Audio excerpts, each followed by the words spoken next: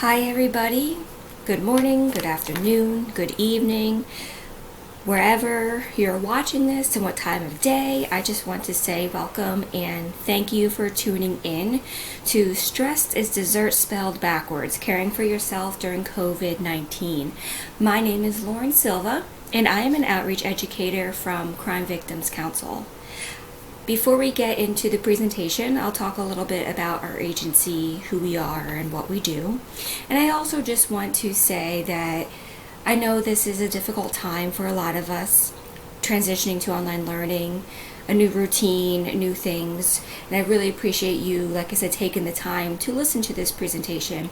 But if you do feel like you are getting overwhelmed or you need to take a break, please feel free to pause it, walk away, and come back. This is not meant to be something that's dragged on or boring for you. I know there's probably a lot of things going on, but hopefully you can be able to take some of these things with you during and after COVID-19.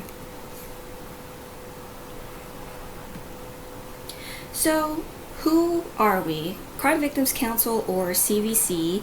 We are your local rape crisis and victim services center. We are a nonprofit, private, comprehensive organization. We work with anybody who has been either a victim or has been impacted by crime. We are located in Lehigh and Northampton counties. Our Allentown office is in downtown Allentown by the PPL Center, and we have an office in Easton on Northampton Street if you are familiar with those areas. Like I mentioned, we are the local rape crisis center and victim services center. So if you have been that victim or a family member, a friend has been impacted and you're struggling, you can come and receive services that are confidential and at no cost. They can also be crimes of theft, robbery, bullying, even survivors of homicide. We work with you throughout a lot of those processes. I do mention that we are mandated reporters, and our services are at no cost and they are confidential. So the services that we provide, we have quite a few. They are direct services, group services, accompaniment, and outreach. So the direct services piece is the counseling. You can come in and receive counseling at no cost and talk about how that has impacted you. We really want you to have the choice of how you lead your journey and what you want to work on to create a new sense of normal for yourself. We do offer group services, but of course with COVID, some of those things have been put on hold, but we've had a homicide survivors group, sexual assault group, and we're also hoping to implement a yoga group, a teen and adult one. We have court advocates that are in our Lehigh and Northampton County courthouses. We offer those advocates to help you go through the criminal justice system and be there as a support, as well as answer questions that you might have. Or we can go with you to the police station. We can also be with you at a hospital. And then the primary piece here that I do is our outreach and community involvement piece. It is myself, two other educators, and my supervisor.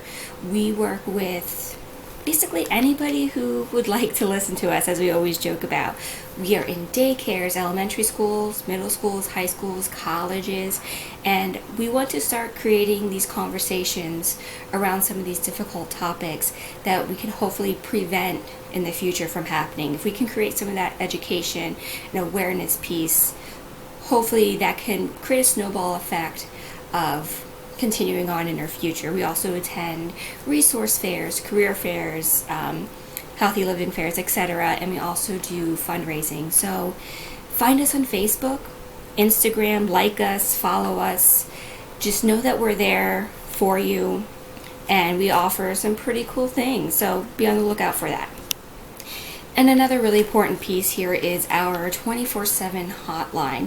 This number like I said, it's 24/7 available to you at 3 a.m., 2 p.m., 9 p.m., what have you. You don't even have to give us your name. You can remain anonymous, but it's there for you if you need somebody to talk to. We want to create safety for you. We want to check in with you, answer questions that you might have, or if you just need somebody to talk to about what's been going on, we want to make sure that you have that space to do so. So I'll just leave that up for a couple more seconds if you wanted to write that down. Okay. And before we really get into our topics, I just want to take a moment to talk about checking in. This is something that I think is really important for us to do when we have a lot of times of stress. How are we feeling right now? Are we doing okay? We're doing really great. Maybe how do we want to feel? So if we can bring ourselves to the present, letting us notice of how we feel, we can begin to be more mindful in our reactions, because we know that the COVID-19 pandemic has brought a lot of changes to how we live our lives, and we have a lot of uncertainty. It altered our daily routines. There might even be some financial pressures, and something that has hit me the most is, of course, that social isolation, working from home. You might even worry about getting sick or getting somebody else sick. Maybe your extended family is living with you, and you have a grandparent who has a compromised immune system. You might be stressing or worrying about that. And we're worried about, what our future will bring. We have a lot of information that comes at us, and a lot of it can be misinformation. We have rumors, and they can just make us feel out of control and unsure of what to do, what to believe, and how to act. We might face that fear, anxiety, anger, and loneliness. And it's important to recognize that anxiety and depression can worsen during these times. So when we'll talk about self-care, we'll talk about the strategies, we'll talk about the way stress impacts us, and recognizing that you do have a lot on your plate. So this is meant for you to take it with a grain of salt, and if you want to, return back to it in your near future. So, what is stress? Stress is an inevitable part of life, right? We have good stress, bad stress. We might feel angry, upset. Sometimes we might even get a headache or a stomach ache. Maybe we oversleep, or we eat too much, or we don't sleep a lot and we don't eat at all. These are really subjective feelings. It's individualized to you. It's when you feel uncomfortable and you're worried about something. Your body is reacting to some sort of challenge, and they can react at different levels. So for example, I'm in grad school, and sometimes I go up to class on the weekends, and on a Saturday and Sunday I'm in class for 10 hours a day. Unfortunately, that all went to online learning, and that was a major adjustment for me. I did feel trapped. I felt overwhelmed. How am I going to learn in this type of environment when it requires, in a sense, hands-on learning? So it's sometimes difficult to see positive outcomes from a difficult situation. So these here are some symptoms and parts of stress. Thinking about, have you experienced any of these things? Have you noticed any changes within your family or your friends that you might want to keep an extra eye on? These symptoms ebb and flow. So maybe I might have trouble sleeping, but I don't nail bite. And I'm definitely maybe restless and irritable, but I don't really have impaired speech. So you don't have to have one thing from every section to be stressed. Again, remember that it's subjective. And we are just reacting to an abnormal situation. And stress can be normal, because we do have these three types of stress. We have the good, tolerable, and bad. So we know that our bodies are wired in the sense to fight or flight, and on occasion freeze. So our bodies can spot danger and respond to it.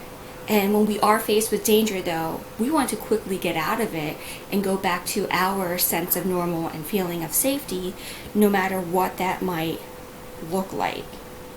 And we don't like to stick with it, so we try to come up with different ways of coping. But it's important to distinguish some of these things. So, like, good stress is believing that we can manage or control. It's like when we feel excited, when we're going on a roller coaster, when we're going on a first date. Tolerable stress, it's serious but temporary. So it does activate our alert system to a greater degree, and there is some longer lasting difficulty. So if you think of family splits, if you do experience a death, and some of these though are really buffered by support relationships from like your family, your friends. You want to think of tolerable stress sometimes as worry warts. And unfortunately, then you have the bad type of stress. This stress is toxic. It happens when we're in a threatening situation that goes on, and we don't feel like we're able to get through it. So it could be an arrest, it could be abuse, not being taken care of properly, and sometimes these things compound onto each other, and it's important for us to recognize some of these situations. So if you can, remember your needs and wants are valued. It's okay to ask for help, and you're important and that you matter. So it's okay to be angry. What's important though is your response. It's common for violence to escalate during these times of stress and crisis. And we know that not everyone handles stress in a healthy way. And I'm not talking necessarily about physical violence, even though that does come into play, but a lot of the other violence that maybe there's some manipulation, there's mistrust, some of these things that can escalate that you might be experiencing.